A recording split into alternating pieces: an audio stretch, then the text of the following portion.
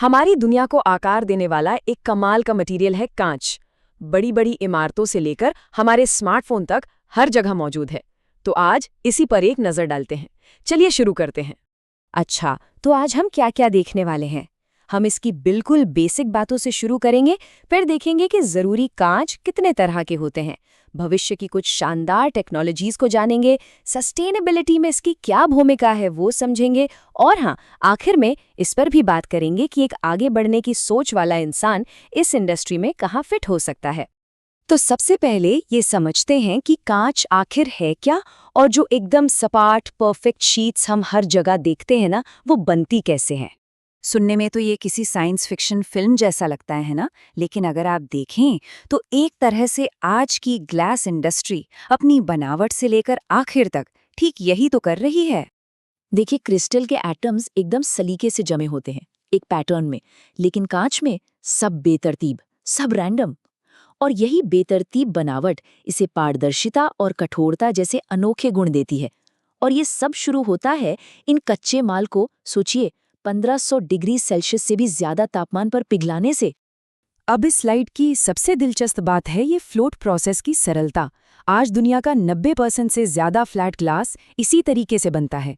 इसमें होता क्या है कि पिघला हुआ कांच पिघले हुए टिन पर तैरता है और गुरुत्वाकर्षण की वजह से बिना किसी पॉलिशिंग के अपने आप ही एकदम सपाट शीट में बदल जाता है। कमाल है ना? चलिए अब आगे बढ़ते हैं और देखते हैं कि इस बेसिक फ्लोट ग्लास, जिसे एनील्ड ग्लास भी कहते हैं, उसे हमारे घरों, कारों और दफ्तरों के लिए हाई परफॉर्मेंस प्रोडक्ट्स में कैसे बदला जाता है। तो पहला बड़ा अपग्रेड है टेम्परिंग। इसमें कांच को गर्म करके बहुत तेजी से ठंडा किया जाता है, जिससे इसकी ताकत, आप मानेंगे नहीं, कई गुना बढ़ जाती है। और सबसे जरूरी बात, जब ये टूटता है ना, तो ये बड़े नुकीले और खतरनाक टुकड़ों में नहीं, बल्कि छोटे छोटे सुरक्षित क्यूब्स जैसे टुकड़ों में बिखरता है। इसीलिए कांच के दरवाजों जैसी जगहों पर इसका इस्तेमाल करना ही पड़ता है। और ये हमें अगले लेवल पर ले जाता है, लेमिनेटेड ग्लास। इसकी खासियत ये है कि ये टूटने पर भी अपनी जगह बना रहता है, बिखरता नहीं है। इसके टुकड़े प्लास्टिक की एक परत से चिपके रहते हैं। यही वजह है कि इसे कार की विंडशील्ड में और जहां भी ज्यादा सुरक्षा की जरूरत होती है वहां इस्तेमाल किया जाता है। अब बात करते हैं एनर्जी बचाने की। इसके लिए कांच की 2 या ज्यादा परतों को जोड़कर इंसुलेटेड ग्लास यूनिट्स या आईजीओ बनाया जाता है। लेकिन असली परफॉर्मेंस बूस्ट इस बात से मिलता है कि इन परतों के बीच में क्या भरा गया है। जैसा कि ये टेबल दिखा रही है, हमारे पास कई विकल्प है। आर्गन एक स्टैंडर्ड और भरोसेमंद गैस है जो कम लागत में शानदार परफॉर्मेंस देती है, जबकि क्रिप्टॉन और जेनॉन का इस्तेमाल ज्यादा खास और हाई एफिशिएंसी वाली एप्लीकेशंस के लिए होता है। पर यह इंडस्ट्री यहीं रुकी नहीं है। चलिए अब 5 ऐसी उभरती हुई टेक्नोलॉजीज पर एक नज़र डालते हैं जो कांच के काम करने के तरीके को पूरी तरह से बदल सकती हैं। जरा सोचिए एक ऐसे टैबलेट के बारे में जिसे कागज की किताब की तरह मोड़ा जा सके। यही है लचीले कांच का वादा, एक ऐसी सोच जो अब धीरे धीरे हकीकत बन रही है। क्या हो अगर हमारी हर खिड़की बिजली पैदा करने लगे? पारदर्शी सौर सेल ठीक यही कर सकते हैं। ये किसी भी इमारत के बाहरी हिस्से में आसानी से घुल मिल जाते हैं और उसे एक पावर प्लांट में बदल देते हैं। और ये सिर्फ स्लिम फोन बनाने के लिए नहीं है। हल्के कांच से प्रोडक्शन और ट्रांसपोर्टेशन दोनों में कार्बन उत्सर्जन कम होता है, जो इसे इंडस्ट्री के सस्टेनेबिलिटी से जुड़े प्रयासों का एक बहुत ही अहम हिस्सा बनाता है।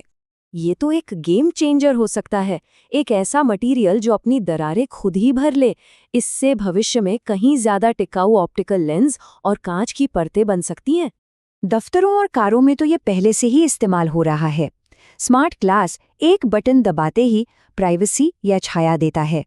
ये इसकी अविश्वसनीय बहुमुखी प्रतिभा और ऊर्जा बचाने की क्षमता को दिखाता है। ये सभी इनोवेशन सीधे तौर पर हमारी सबसे बड़ी चुनौतियों में से एक से जुड़े हैं, और वो है जलवायु परिवर्तन। तो चलिए देखते हैं कि कांच उद्योग अपने पर्यावरण पर होने वाले असर से कैसे निपट रहा है। कांच का एक बहुत बड़ा फायदा ये है कि इसे अनगिनत बार रिसाइकिल किया जा सकता है। फिर भी अमेरिका में मौजूदा रिकवरी रेट सिर्फ 30% के आसपास है। इसका मतलब 70% कांच लैंडफिल में जा रहा है, जो कि सुधार का एक बहुत बड़ा मौका है।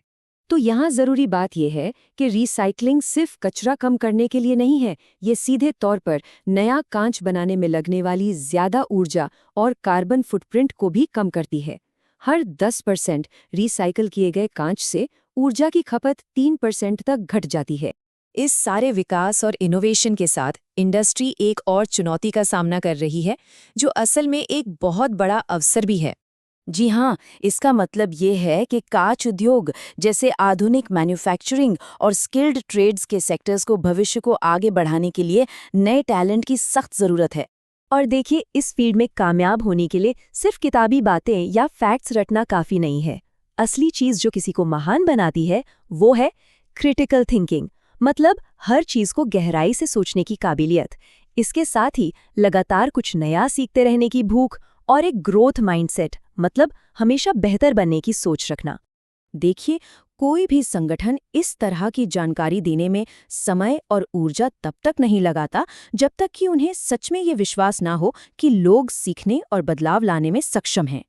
जैसे जैसे हमारी जलवायु बदल रही है, इमारतों को आरामदायक और सुरक्षित रखने के लिए हाई परफॉर्मेंस वाला कांच बहुत ज़रूरी हो गया है, जो इस काम को पहले से कहीं ज़्यादा महत्वपूर्ण बनाता है।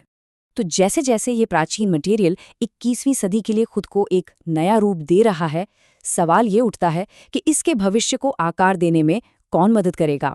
इस सीखने की यात्रा पर सभी को शुभकामनाएं।